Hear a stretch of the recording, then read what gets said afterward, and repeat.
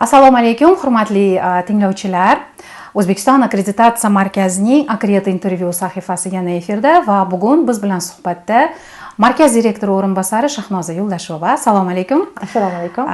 Shahnoza Ahmadovna, aytingchi, mana bugungi kunda sifat infratuzilmasida qanday islohotlar bo'lyapti va bunga zarurat nimada edi? Juda ham o'rinli savol, chunki kunni kecha yaqinda 16-fevral kuni O'zbekiston Respublikasi Prezidenti tomonidan umuman shu sohani, ya'ni texnik jihatdan tartibga solish, akkreditatsiya, metrologiya yo'nalishlari, ya'ni sifat infratuzilmasini tubdan isloh qilish bo'yicha farmoni qabul qilindi.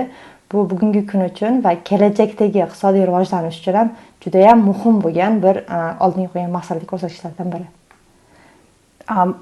Mana endi sekin-asta mana shu islohotlar yo'lga qo'yilishni boshlanadi va tizimda ham sezilarli o'zgarishlar bo'ladi, to'g'rimi? Albatta. Buning hali savol berib o'tgandek zarurati nimada edi?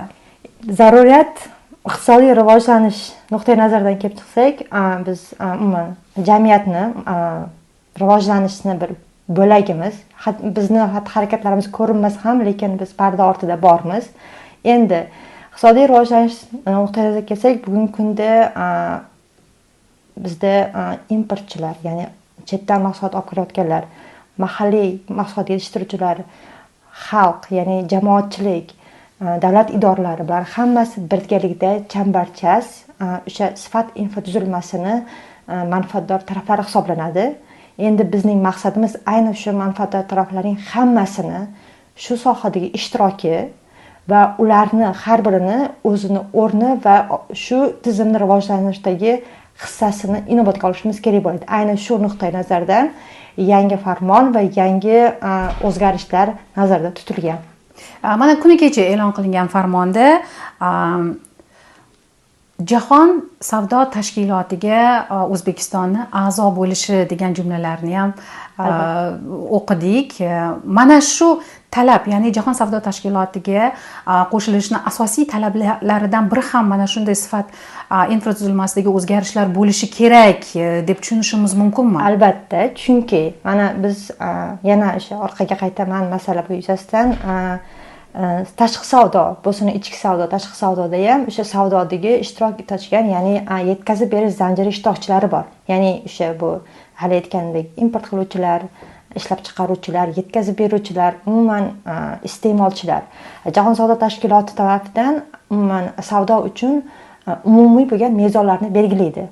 Shundan kelib chiqib, O'zbekistonning ham ichki talablari va ichki qonun qoidalari o'sha mezonga moslashishi kerak. Ya'ni agar hamma bir tilda gaplashsa, ya'ni bir mezon asosida xatti-harakat qilsa, demakki rivojlanish ham oson o'tadi, savdodagi munosabatlar ham yuqori sur'atda o'sishga asos bo'la oladi. Chunki biz har xil tilda emas, bir xil tilda gaplashayotgan bo'lamiz. Kuni kecha prezidentimiz tomonidan e'lon qilingan farmondan so'ng akkreditatsiya tizimida faoliyatida qanday o'zgarishlar bo'ladi? Qanday oldingi rejalar qo'yiladi? Biz uchun juda ham yuqori maqsadli ko'rsatkichlar belgilangan, ya'ni akkreditatsiya faoliyat doirasida ko'rsatilgan xizmatlarni 80%ni xalqaro miqyosga olib chiqish degani bu juda katta mas'uliyat va oldimizga qo'yilgan, lekin biz juda ham harakatimiz shunga ham yo'naltirilgan. Bu aslida akkreditatsiya faoliyatini yana bir bor xalqaro miqyosdagi faoliyatini ko'tarish va ichki bozorda, ya'ni akkreditatsiya xizmatidan foydalanuvchilar uchun xalqaro standartlarga mos xizmat ko'rsatishni joriy qilishni belgilaydi.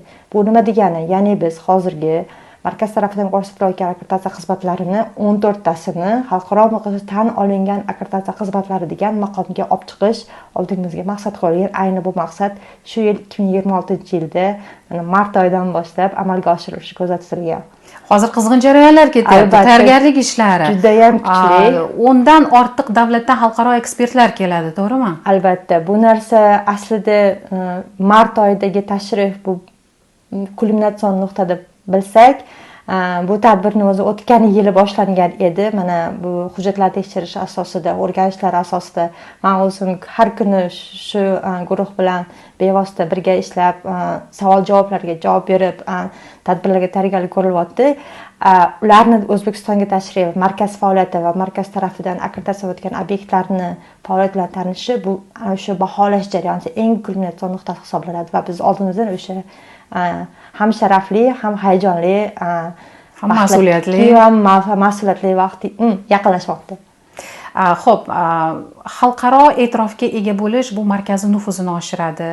O'sha global miqyosdagi sifat indeksidagi darajasini mustahkamlaydi, nechidir pog'onaga olib chiqadi, to'g'rimi? O'sha maqsadlar shu aslida. Lekin tangani boshqa tomoni bo'lgan manfaatdor tomonlar va tadbirkorlar uchun buni qanday bir yaxshi tomoni, imtiyozlari yoki qulayliklari bo'ladi? Eng birinchi bu ishlab chiqarish uchun eng katta imtiyoz bu respublika miqyosida agar biz xizmat ko'rsatgan biz tarafdan akkreditatsiya o'tgan laboratoriya deylik yoki boshqa sertifikash idorasi tomonidan ko'rsatilgan xizmat endi xalqaro miqyosda tan olinadi. Ya'niki ishlab chiqaruvchi, ya'ni o'sha xizmatdan foydalanuvchi aynan bir xil xizmatdan O'zbekiston Respublikasi hududidan foydalanish mumkin. Ya'ni chetga yoki o'zi tanish bo'lgan davlatdan o'sha xizmatni qidirib yurishga hojat yo'q. Ya'ni respublikada ayni shu hujjat, ayni shu xizmat, ayni shu sertifikalash tizimi bir xilligi ko'rsatiladi. Bu ikkinchi umuman institutsional tarafdan qarasak, tizimga nisbatan bo'lgan ishonchni oshiradi.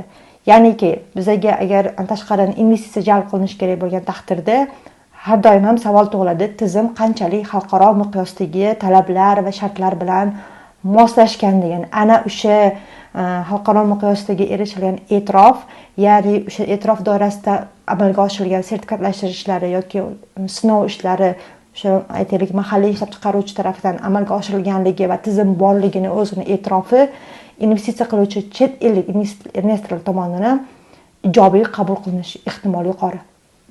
Ya'ni shunday bir imtiyozlari bo'ladi kelajakda. Albatta. Chunki notanish emas, juda ham xalqaro miqyosda tanish bo'lgan tizim, ayni tizim respublikaning ichida shakllanganligini o'zi bu juda ham yaxshi aytaylik ko'rsatkich. Xo'p, xalqaro e'tirof mana 14 ta yo'nalishda 26-yil bahorda, xudo xohlasa. Albatta. Bu degani malakali mutaxassislar degani, to'g'rimi? Yangi sxemalar kirib kelyapti, yangi standartlar qo'shilyapti. Albatta. Shu standartlarda nima deydi, a'lo darajada faoliyat yurita oladigan shu standartlarni qo'llagan holda a'lo darajada faoliyat yurita oladigan baholovchilarni tarbiyalash ishlari nima bo'lyapti? Aslida akkreditatsiyani men juda ko'p narsani ta'kidlaganman. Akkreditatsiyani qo'lida faqat bilim bor. Bizning tilimizda kompetensiya deyiladi, ya'ni malaka bor. Bizni butun bir mehnatimiz, bizni o'sha xalqaro miqyosga olib chiqgan faqat bu inson aql idroki. Bu demakki, bu bizni baholovchilarimiz hisoblanadi. Bu tadbir, ya'ni baholovchilarning tayyorgarligini, malakasini oshirish bu tugalmas, to'xtalmas jarayon. Biz yillar davomida 10 dan oshiq har xil treninglar o'tkazganmiz. Shu jarayonda biz xalqaro ekspertlarni taklif qilganmiz. Bu hali jarayon to'xtagani ham yo'q. Mana kecha yaqinda Hindistondan, undan oldin Turkiyadan, Germaniyadan, kerak bo'lsa boshqa xalqaro miqyosda yaxshi nufuzga ega bo'lgan tashkilot vakillaridan taklif qilib, ana shu joriy qilinayotgan yangi akkreditatsiya sxemalari, joriy qilinayotgan xalqaro standartlarni yetkazish, baholovchilar saviyasini oshirish bo'yicha markaz to'xtagani yo'q va bundan keyin ham to'xtamaydi. Rahmat, vaqt ajratganingiz uchun Shahnoza Ahmadovna. Haqiqatda hamma savollarga batafsil javob berdingiz va o'ylaymanki tinglovchilarimizni qiziqtirgan savollar ham men bergan savollarning ichida bor edi va ular ham qoniqishdi. Demak, akkreditatsiya markazi faoliyatini davom ettiryapti va o'z faoliyatini yanada kuchaytiryapti desak ham bo'ladi. Eslatib o'taman, hurmatli tinglovchilar, O'zbekiston akkreditatsiya markazining Akreta intervyu sahifasini tingladingiz va biz bilan suhbatda markaz direktori o'rinbosari Shahnoza Ahmadovna Yo'ldashuva bo'ldilar. Rahmat.